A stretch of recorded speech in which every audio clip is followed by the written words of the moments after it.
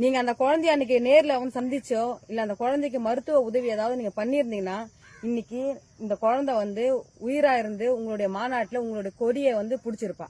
ஆனா நீங்க அப்படி செய்யல. டிவி கால இருக்கிற என் தம்பி தங்கைங்களுக்கு ஒரு அன்பு வேண்டுகோள் எடுக்கிறேன். நான் 20 வருஷமா நான் நடிகர்களை எதிர்த்து நான் போராட்ட களத்தில் நின்று போராடிட்டு இருக்கிறேன். ஏன் தெரியுமா?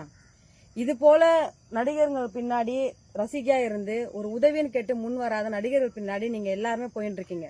உங்களை எல்லாருமே பழகடைக்காயா வச்சு இன்னைக்கு நடிகர் விஜய் அவர்கள் வந்து அதாவது டூப் போட்டு தெரு தெருவா டுபாகூர் டைலாக் விட்டு யாரோ கொடுக்கிற பொலிட்டிக்கல் அசைன்மெண்ட்டுக்காக உங்களை பகடைக்காயா வச்சு இன்னைக்கு அரசியல் பண்ணிட்டு இருக்காரு.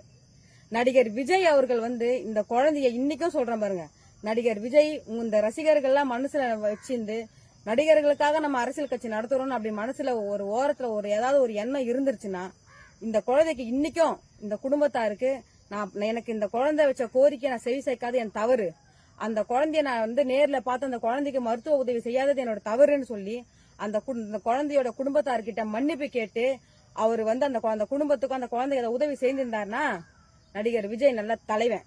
ஆனா நடிகர் விஜய் அப்படி செய்யல.